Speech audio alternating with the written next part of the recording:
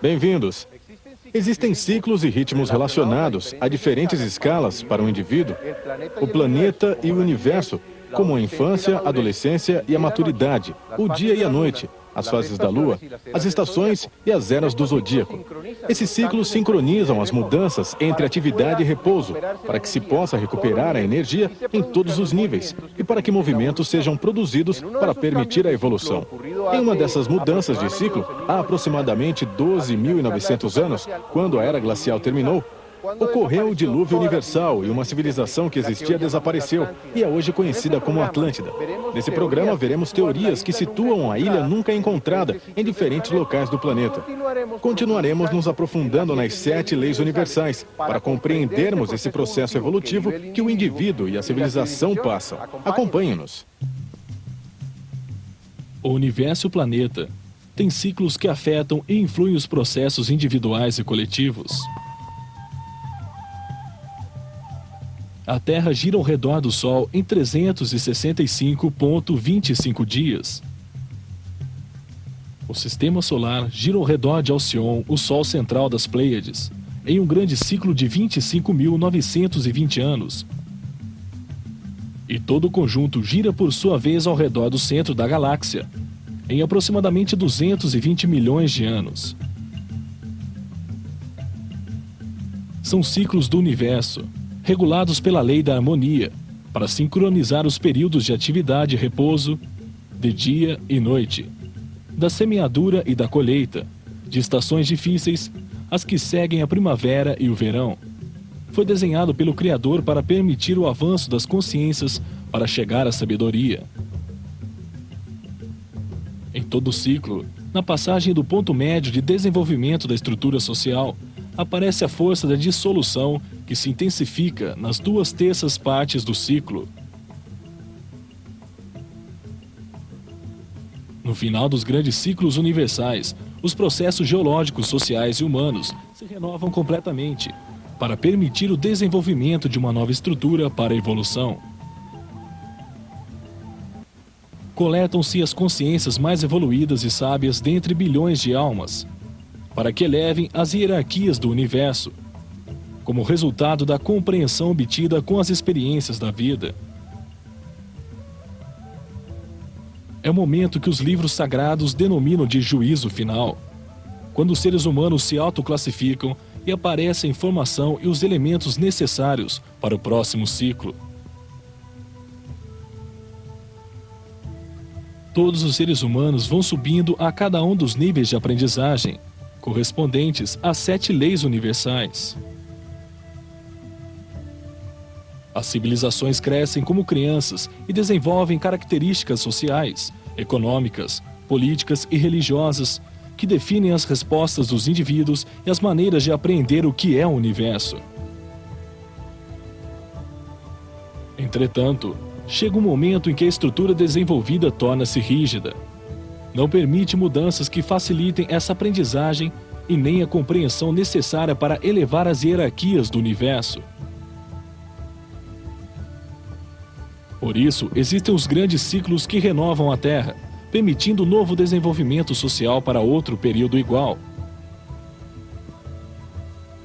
O importante não é a civilização ou sua estrutura, e sim a consciência individual em seu eterno desenvolvimento, onde a sabedoria é adquirida para elevar as hierarquias do universo a Deus.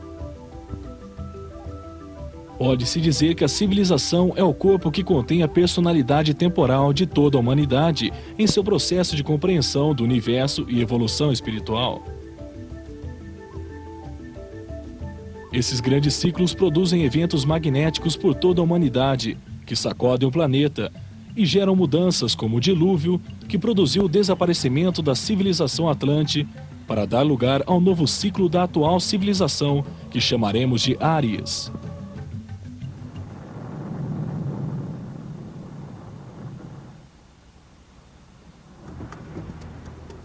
A Atlântida desapareceu pelas mudanças que ocasionaram o final da Era Glacial de Pleistoceno, no final da grande volta do Sistema Solar ao redor de Alcione.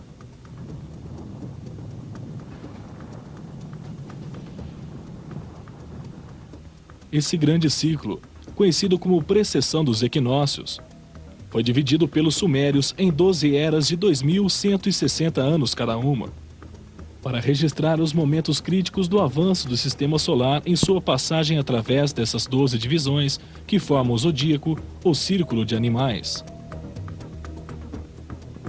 Nesse momento, o sistema solar encontra-se no final da Era de Peixes e já vai entrar na nova Era de Aquário, quase na metade do percurso do Novo Tempo, contando a partir do dilúvio universal e o desaparecimento dos Atlantes. A civilização Áries atual está saindo de 12.960 anos de escuridão.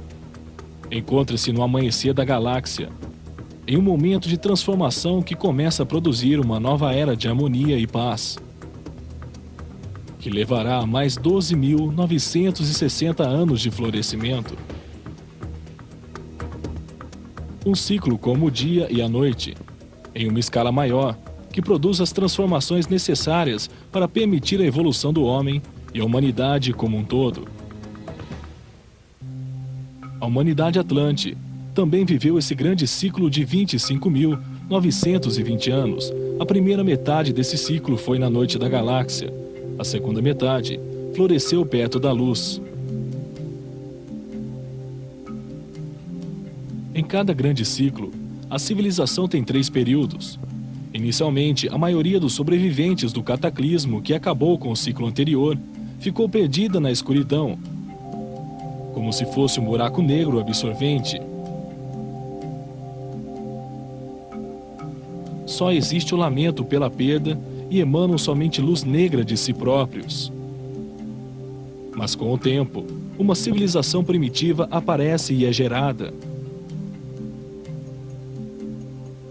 Numa segunda etapa, mestres com conhecimentos, sabedoria em níveis superiores de consciência, que sobreviveram ao cataclismo, ou guias que pertencem às hierarquias superiores do universo, dão à luz os conhecimentos que permitem o estabelecimento das estruturas básicas da sociedade.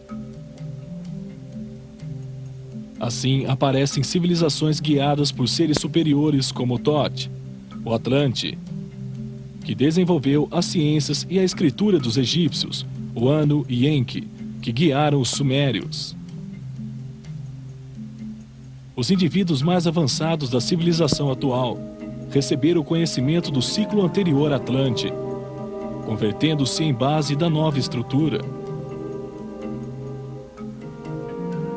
Durante os últimos 12.948 anos, uma cultura própria tem se desenvolvido e está em processo de transformação, o que a conduzirá à atual civilização ao seu apogeu, quando a sociedade e a maioria de seus componentes se conectarem aos centros do amor e da consciência. Nesse momento, os indivíduos evoluídos, sóis radiantes que emitem a luz dourada que não produz sombras, ao viverem com a sabedoria contida nas 7 leis universais, guiam a civilização em seu caminho para o momento final de tomada de consciência e conclusão do ciclo. Foi o que aconteceu com os Atlantes ao passarem pelo mesmo ponto. Em toda civilização, existem indivíduos de diferentes níveis de evolução em seu rumo à pirâmide das 7 leis universais. Os processos evolutivos são individuais.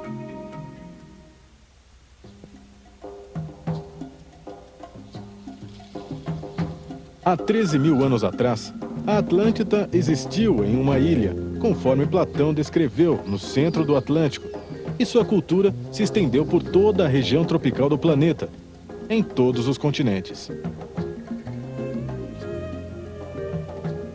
É absurdo pensar que uma civilização que se desenvolveu por 25.920 anos e que chegou a ter tecnologias avançadas, que incluíam a antigravidade e o transporte aéreo, estava circunscrita a uma ilha. Seguramente, como acontece atualmente, alguns países são mais desenvolvidos que outros, e o coração da civilização que chamamos Atlante podia estar nessa ilha. Com um cataclismo conhecido como Dilúvio Universal, a ilha desapareceu e em todos os lugares da Terra foram registradas inundações, terremotos e destruição. Os livros sagrados de quase todas as culturas registram um desastre que deixou uma civilização de tecnologia avançada embaixo das águas do Reino Dourado, resultando em barbárie para a maioria de seus sobreviventes. As Ilhas Douradas hindus, a Península Dourada grega, o Aia dos Argonautas, o Dourado americano, a Casa de Apsu das tradicionais Babilônias, a fortaleza subterrânea dos persas, o Atala dos hindus e o Tulapan Chiconautlan, Tulan ou Aztlã dos maias.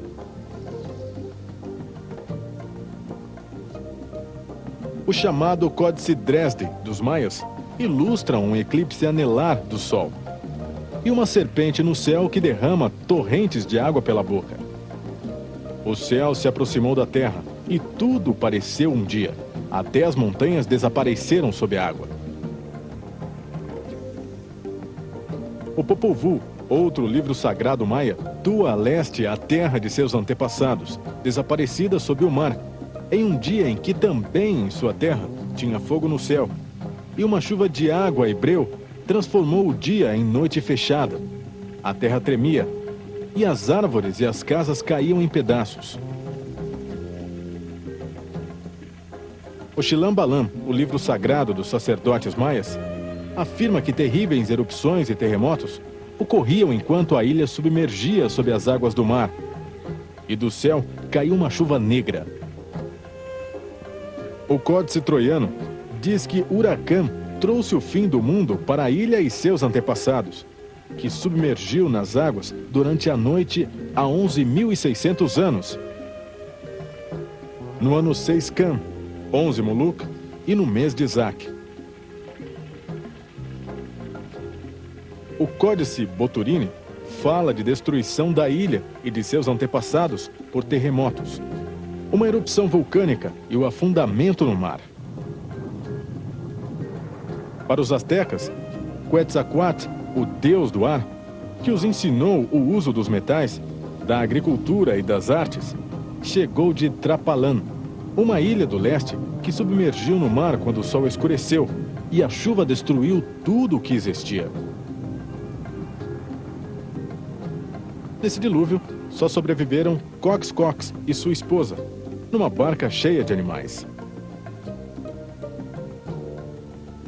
Os egípcios achavam que sua civilização tinha sido trazida por Thoth, de Amenth, o país vermelho dos mortos, que ficava a oeste, onde viviam os misteriosos Anebut, as pessoas dos pilares gêmeos. O papiro Ipuer descreve um cataclismo cósmico, em que o continente de seus antepassados submerge nas águas, assim como toda a terra do Egito que ressurgiu das águas do Zep-Tep, ou Novo Tempo. Os fenícios, cujo nome significa vermelhos em grego, garantem que seus antepassados vieram de uma linha do fogo. Os celtas dizem que vieram de uma terra que afundou no mar devido a um terrível cataclismo, a Terra de Glass. Também era chamada de Paraíso Submerso, ou Cantref Gwaelod. Os polinésios falam de Hawaii, uma grande ilha que ficava no oeste, que afundou no mar no meio de uma guerra, de inundações e tsunamis, que também destruíram seu povo. Platão não foi o único escritor antigo que fala de uma civilização anterior. Virgílio, nas Geórgicas, e Tíbulo, nas Elegias, nos falam de uma civilização desaparecida onde não existia a propriedade privada. A terra era de todos e viviam com grande harmonia. O poeta romano Ovídio descreve em Metamorfose o afundamento de toda a civilização atlante.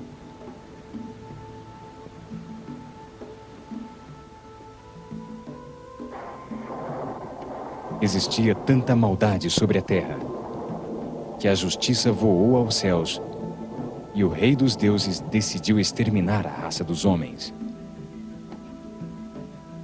A cólera de Júpiter atingiu além do reino dos céus. Netuno, seu irmão dos mares azuis, enviou as ondas como ajuda, bateu na terra com seu tridente, e esta tremeu e estremeceu. Em pouco tempo, não era mais possível distinguir a terra do mar. Sob as águas, as ninfas nereidas contemplavam assombradas os bosques, as casas e as cidades. A maioria dos povos sobre a Terra registra uma destruição generalizada ao redor do globo por um cataclismo que destruiu uma civilização dourada. Tudo indica que o dilúvio ocorreu entre o ano 10.500 a.C. e 11.500 a.C. Os calendários de quase todas as culturas começam a contar o que chamaram de Novo Tempo nesse período. Os calendários egípcios, maia, inca e persa eram muito similares. Todos dividiam o ano em 18 meses de 20 dias e tinham um período de transição de 5 dias de festa para receber o novo ano. Os persas, que praticavam a religião de Zoroastro, começam a contar o novo tempo no ano 10.600 a.C.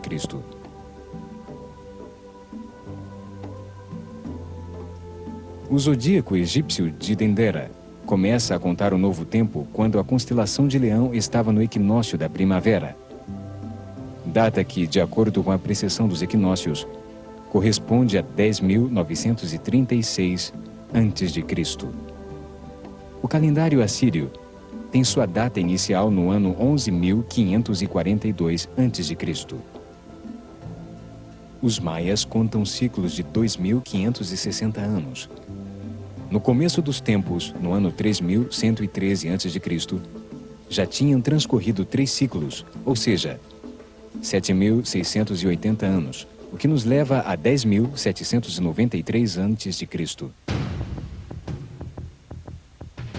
Os cientistas atuais confirmam que o clima sobre a Terra mudou de repente há 12.500 anos, terminando a era glacial com o aparecimento de uma corrente aquecida até 10.500 a.C. e uma inusitada atividade solar.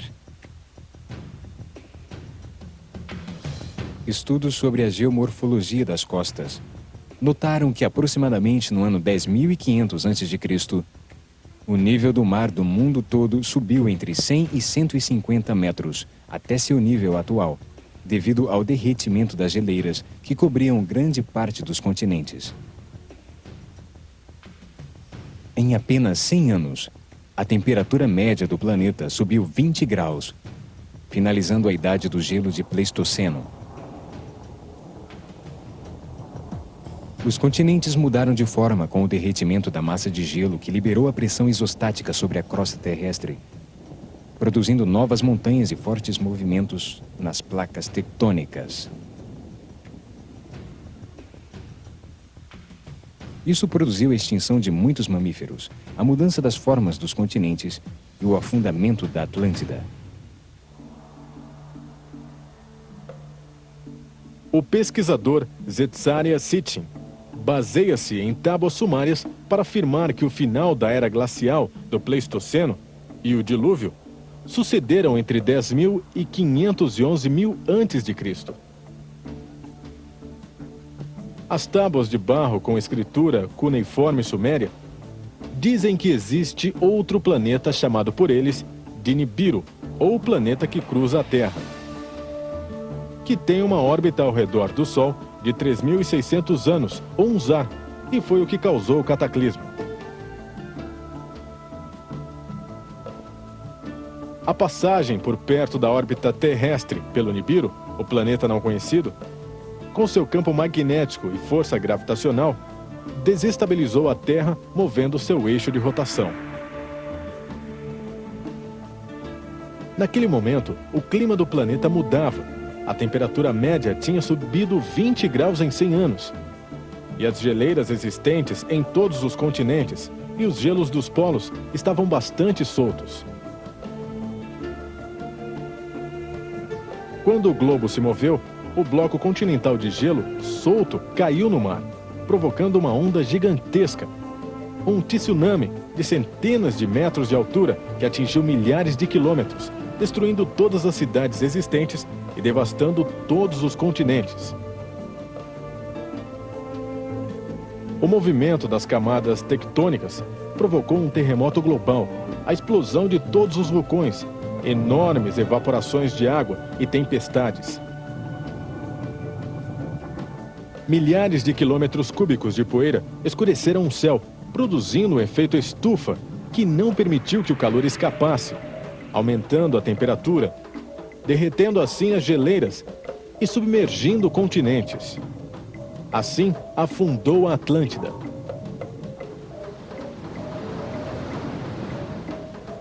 As cidades e os centros de cultura tinham desaparecido.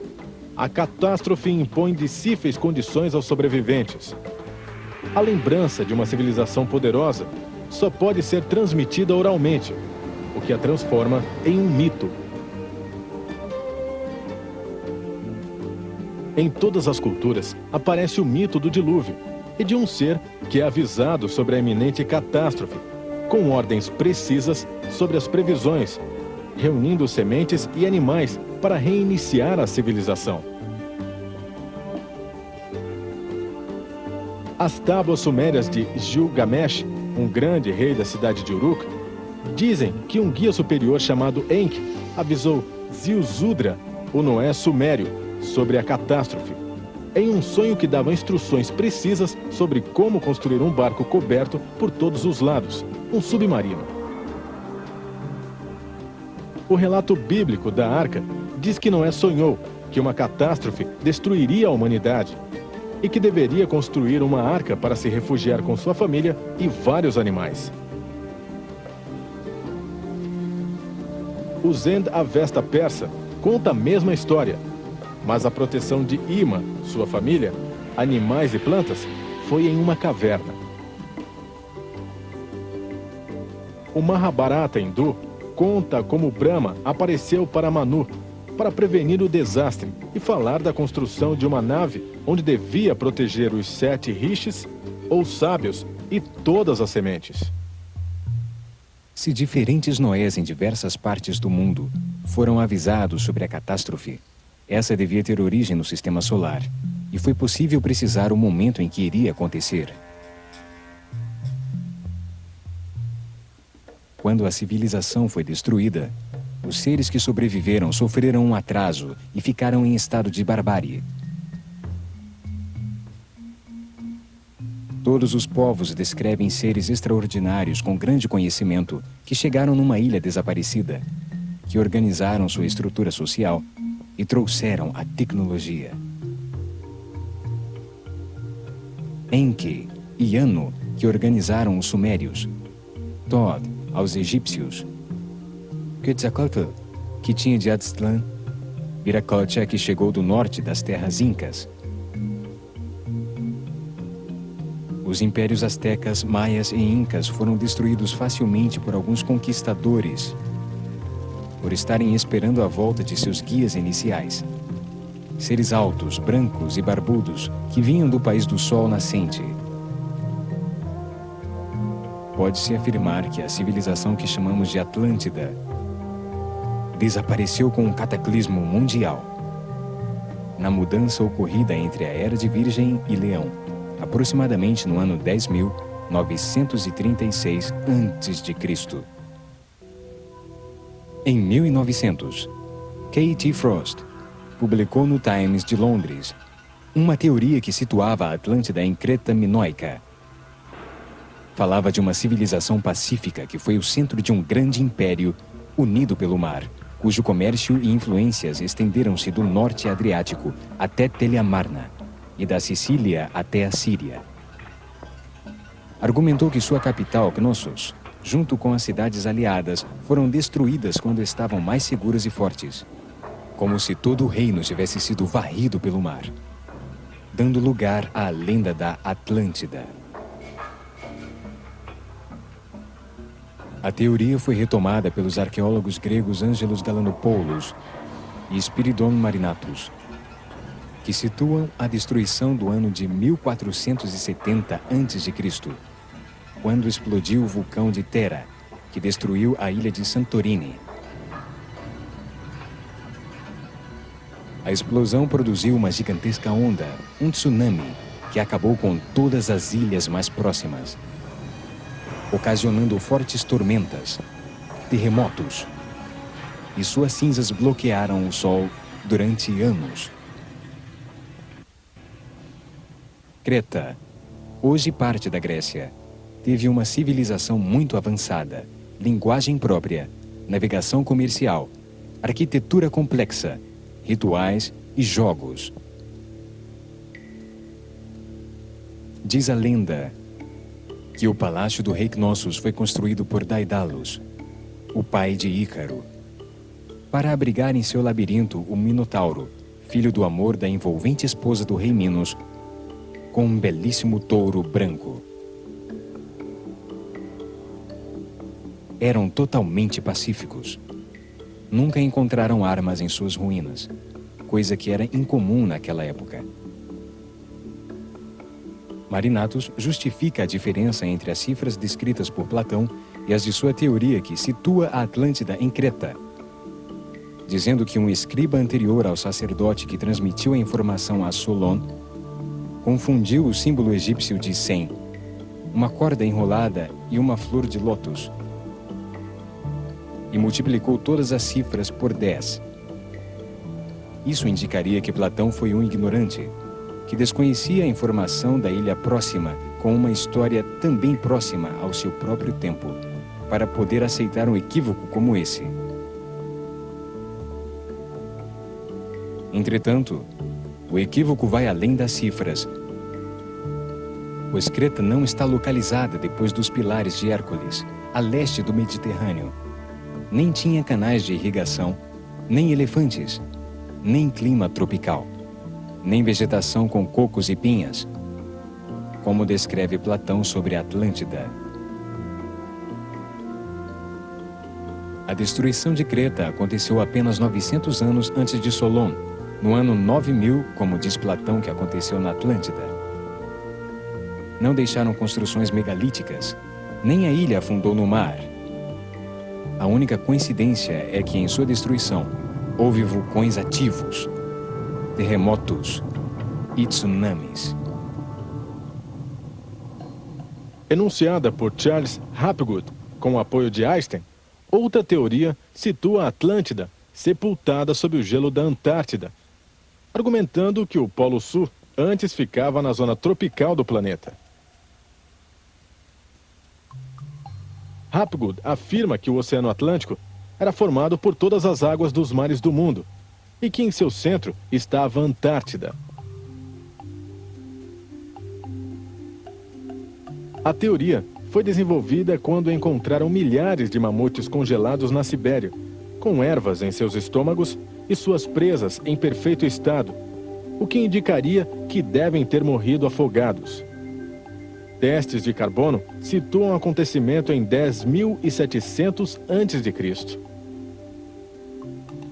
Hapgood afirma que a crosta terrestre, que flutuava sobre um líquido de magma, se deslocou sobre o núcleo sólido do planeta, girando solta como a casca de uma tangerina, devido ao acúmulo paulatino do gelo dos polos.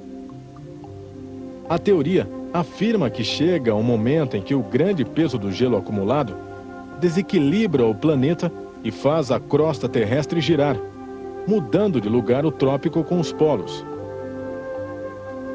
Isso fez com que a Antártida, uma ilha que se encontrava no trópico, se deslocasse para o atual Polo Sul, congelando-se bruscamente, enquanto a América do Norte, que tinha estado no polo, se descongelava. Entretanto, os estudos geológicos demonstram que as camadas de gelo se estenderam ao máximo durante a era glacial e depois se uniram com o aquecimento, mas não formaram novas camadas em outros lugares. Os bosques equatoriais como os do Amazonas, África e Indonésia, existem há milhões de anos, desenvolvendo gradualmente sua enorme variedade de espécies, e nenhuma mudança no eixo de rotação os congelou ou deslocou. O polo magnético já mudou várias vezes com as idades geológicas da Terra, mas isso não alterou fundamentalmente a vida sobre a crosta terrestre. O polo celeste, determinado pelo eixo de rotação da Terra com relação à abóboda celeste, varia levemente devido ao movimento da precessão dos equinócios. Mas a conservação do movimento angular converte a esfera terrestre em um gigantesco giroscópio que sempre tende a manter seu eixo de rotação. Essa teoria também não coincide com os fatos narrados por Platão, que afirma que o continente afundou totalmente no mar, coisa que nunca aconteceu com a Antártida. Uma hipótese apresentada em 1920 pelo cientista alemão Alfred Wegener, aceita pela geologia moderna, afirma que os continentes atuais são, há 160 milhões de anos, partes separadas de um único e imenso supercontinente chamado Pangeia. A localização da grande ilha Atlante desaparecida deve levar em consideração a teoria de Wegener sobre o movimento dos continentes. Sua teoria afirma que os continentes e os oceanos estão situados sobre enormes placas chamadas tectônicas de rocha basáltica, quartzo e feldespato, que formam a crosta terrestre. Sua espessura flutua nos 15 quilômetros de profundidade dos oceanos e os 200 quilômetros nos continentes, e flutuam sobre um líquido de magma fervente em volta do núcleo sólido. A Terra é formada por 13 placas tectônicas, 7 grandes, 4 médias e 2 pequenas que têm movimentos relativos entre si e que foram separando até chegar nas posições atuais dos continentes.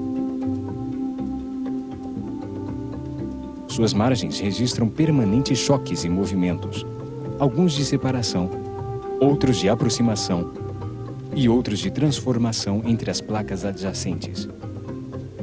Nessas margens acontecem a maioria dos terremotos e estão localizados os vulcões do planeta.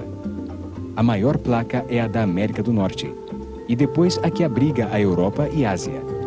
A terceira em tamanho é a placa do Pacífico, em cujas margens encontra-se o cinturão de fogo dos vulcões. As placas tectônicas da América do Sul e África estão se separando desde o início dos tempos e são de um tamanho similar ao da placa da Austrália. A última grande placa é a que abriga o continente da Antártida, no polo sul do planeta. Depois aparecem 4 placas intermediárias de tamanhos similares. A placa de Nazca, que tenta levantar o continente sul-americano envolvendo-se por baixo. E a placa arábica, a placa tectônica da Índia e a placa filipina. Também existem as placas pequenas, como a de Juan de la Foca, perto da Califórnia, ou a placa dos Cocos, perto da América Central no Pacífico. E a última das pequenas placas é a placa do Caribe, onde tem havido bastante movimento nos últimos milhares de anos. Se a teoria de Wegener for levada em consideração sobre o movimento dos continentes, veremos que existe só um lugar possível para localizar a Atlântida: no Oceano Atlântico. Existem 3 pontos onde as placas confluem. O primeiro ponto está na confluência entre a placa do Caribe, a placa da América do Sul e a placa da América do Norte. O segundo fica na confluência entre a placa da América do Norte com a da América do Sul e com a da África, num lugar chamado a elevação da metade do Atlântico. O terceiro é um lugar de contato entre a placa da América do Norte com a africana e com a euroasiática. Nesse triângulo, deve-se localizar a ilha desaparecida devido aos movimentos tectônicos ocasionados pelo cataclismo que modificou todas as margens, os hemisférios ocidental e oriental, moveram-se sobre as placas tectônicas, separando-se na metade do Atlântico, em uma enorme fratura chamada Greta do Atlântico Médio. Sabe-se que há 12.500 anos havia ali vulcões ativos em um lugar chamado Monte de Vênus. Se a Atlântida desapareceu em algum lugar, pode ter sido por essa fenda, no final do último desgelo, no momento dos grandes movimentos telúricos e o dilúvio universal.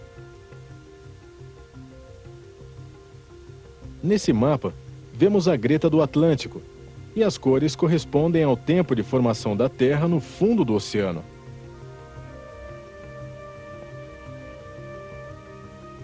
Podemos notar que a Terra se consolidou ao longo da Greta nos últimos milhares de anos, enquanto a cor verde dos continentes predomina, nos indicando que estão ali há 90 milhões de anos. Podemos supor que, se a Atlântida existiu, devia estar localizada sobre a região vermelha da fenda, onde as mudanças são mais recentes. Se aí na metade do Oceano Atlântico existiu a Atlântida, os movimentos dos continentes desde quando era um só, uma Pangeia, deve ter o espaço necessário para abrigar uma ilha, como a descrita por Platão. É possível ver que a ilha sempre teve um espaço para existir, e que há 150 milhões de anos pode ter feito parte do coração da Pangeia. Quer dizer que pode ter existido uma massa de terra no meio do Atlântico, sem que isso contradiga a teoria da separação dos continentes. Com o aparecimento da vida orgânica, a terra e a água têm lutado por sua supremacia. Continentes e ilhas se afundaram no mar, e outras novas têm surgido das profundezas. Penínsulas se transformaram em ilhas quando o pedaço de terra que as unia aos continentes submergiu. As margens dos continentes e ilhas nunca permaneceram exatamente iguais, nem mesmo por uma hora. Estão continuamente em mudança. Os geólogos modernos, estudando as camadas e estratos do planeta, sabem que a terra e a água mudaram de lugar diversas vezes.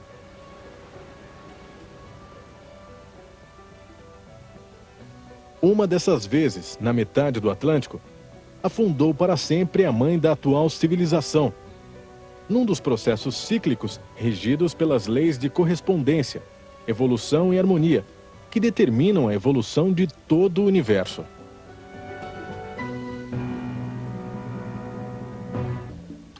Os atlantes mais evoluídos descobriram que a natureza não responde ao azar, nem ao capricho de um deus emocional, mas sim que está regulada pelas 7 leis fundamentais que têm existido desde sempre. Os seres humanos, suas organizações e processos estão regulados por essas leis universais. Tudo o que acontece está determinado por uma dessas leis. Tudo o que existe tem um propósito perfeito. Os eventos que não entendemos, como as doenças incuráveis, a violência e a deterioração da sociedade, não existem por casualidade, mas porque são regidas por essas leis. Conhecer, entender e aceitar as leis universais que regem os processos de civilização permitem ver que cada ser humano é parte de um processo de evolução universal. Um elo na cadeia que vai desde o maior até o menor, do mais sutil ao mais denso, e que dá sentido ao passado, explica o presente e permite encontrar uma nova direção ao futuro.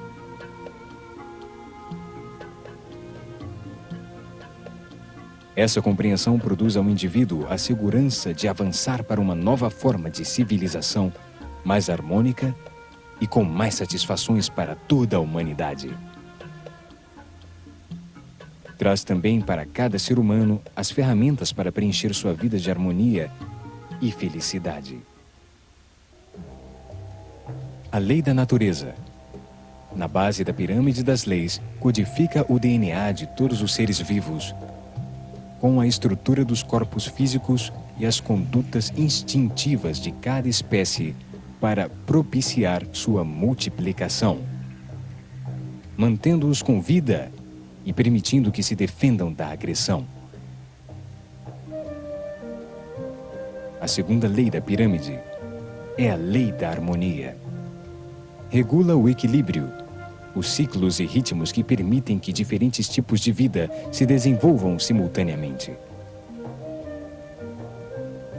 Estão codificadas automaticamente no instinto dos mamíferos, no sistema límbico, onde as emoções e sentimentos de agrado ou desagrado são gerados. O que gera a harmonia e permite relações equilibradas entre as espécies produz agrado. O que impede a existência simultânea de diferentes tipos de vida produz desagrado. O que agrada se repete. O que desagrada se evita. As espécies predadoras, por exemplo, só matam quando precisam sobreviver. Não acabam com outra espécie por prazer. Uma vez satisfeita sua vontade, coexistem pacificamente com suas possíveis vítimas. Com o homem, a harmonia é conseguida com calma e consciência ao longo da vida. Armazena na memória intelectual os diferentes conceitos aprendidos para definir o que para ele é beleza e arte. A harmonia também se codifica na memória psicológica como resultados dos diferentes eventos que produzem sentimentos de aceitação ou de rejeição, de prazer ou de trauma. Esses conceitos e lembranças permitem que o homem possa estabelecer uma relação de equilíbrio entre dar e receber, que produz prazer e harmonia. A lei da harmonia regula os ciclos e ritmos de tudo o que existe, sincronizando e permitindo as relações da diversidade para dar lugar ao universo. Usa o tempo para delimitar os diferentes processos, sincronizando suas interações e permitindo que todos possam acontecer simultaneamente. Determina a sequência de movimentos para que todos os seres vivos se desenvolvam e estabelece as relações entre todas as sequências produzidas pela diversidade. Proporciona a organização e a distribuição para que tudo o que existe ocupe o lugar que lhe corresponde. Manifesta-se na diversidade que se mantém e convive sem se destruir. Reconhecemos sua ação na interação dos reinos da natureza para manter a vida e as estações. Também nas perfeitas relações que existem entre todas as espécies, no jeito dos diferentes instintos de defesa e agressão. Manifesta-se na união e na tolerância entre os seres da mesma espécie e de outras entre si. A harmonia está presente em tudo aquilo que se gosta e traz satisfação, pois assim reconhece o equilíbrio que a natureza exige para manter o processo, onde diferentes forças ou energias intervêm. Assim se manifestam as relações humanas, através dos acordos feitos para equilibrar as relações entre os indivíduos e permitir que se mantenha a relação existente. O homem se encontra dentro da lei da harmonia quando tem boas relações com as outras pessoas, quando existe a sensação de agradar, de ser cordial, amável e gentil. Podemos ver que o homem saiu da lei da harmonia quando aparece a insatisfação que gera sofrimento, angústia, conflitos sentimentais e emocionais. Esses sentimentos permitem saber se não há harmonia e indicam que deve procurá-la. Essa decisão consciente de buscar a harmonia, eliminando as limitações autoimpostas que impedem as relações harmoniosas, permitem ao homem respeitar essa lei e entrar em uma nova etapa em que suas relações não tornem a se conflitar. Já vimos que o dilúvio universal aconteceu há aproximadamente 12.900 anos, destruindo a civilização Atlante, que ocupava locais habitáveis do planeta na era glacial. Concluímos que a ilha estaria na metade do Oceano Atlântico, na confluência de todas as placas tectônicas dos continentes ao seu redor. Também estudamos as leis universais e nos aprofundamos na lei da harmonia. Em nosso próximo programa, veremos como era a cidade de Poseidon e a ilha de Atlântida, conforme a descrição de Platão e as canalizações de clarividentes acásticos. Também continuaremos vendo as 7 leis universais. Acompanhe-nos.